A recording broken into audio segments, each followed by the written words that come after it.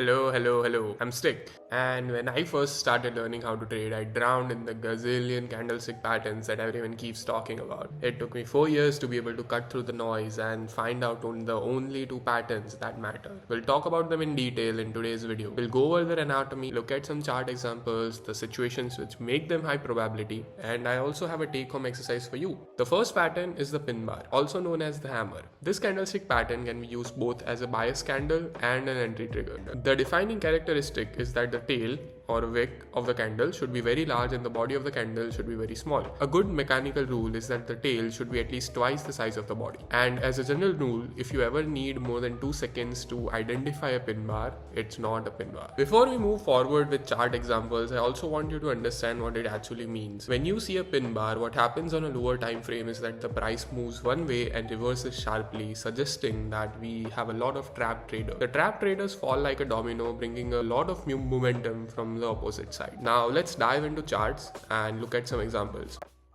Alright, we're on the charts now. Let's mark some pin bars. So one thing I want you to know is that you'll never find a perfect pin bar. The pin bar that is shown in demonstrations and tutorials is a very idealistic version of the candle. You're never going to find that exact same candle when you're on the chart. Try to match the idealized version with the candle on the screen as closely as you can. No candle is going to be a perfect pin bar. Make sense? Now let's mark some pin bars. So today is the 18th. I am on the 17th. Let's mark the pin bars on the 15-minute time frame for 2 days, and that way you have an idea on what is a pin bar. I'm not going to speak much, just going to mark the candles. Try to follow along. Alright? Okay, we are here. Let's look at our first pin bar. This one looks like a pin bar, this one, but it is not because it's an inside bar. Remember, pin bar has to sweep the high or low of the previous candle. This is very close to a pin bar. This is very close to almost perfect. I would give this a marking. Then we have this one. Again, it's a inside bar. This is a pin bar. This is a doji. Doji too small, you have to squint. Again, inside bar. This is a pin bar. Then we have this one, 2 consecutive pin bars here. Let's go on. We have this one.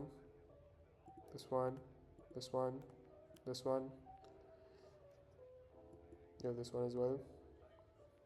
A lot of pin bar in the past like 3-4 hours before the open, as you can see here.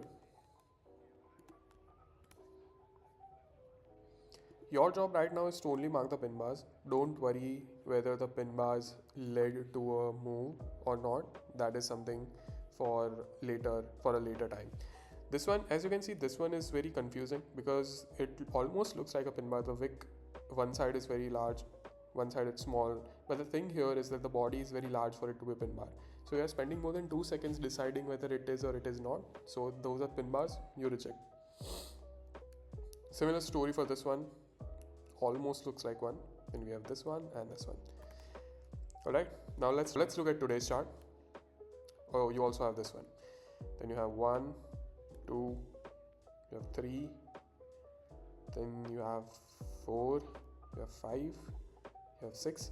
This is the perfect pin bar. This one, as good as it gets. Then you have this one. This is also as good as it gets. I'll also tell you why this one is the perfect pin bar, because it has taken lows of this candle and this candle. Then we have this one.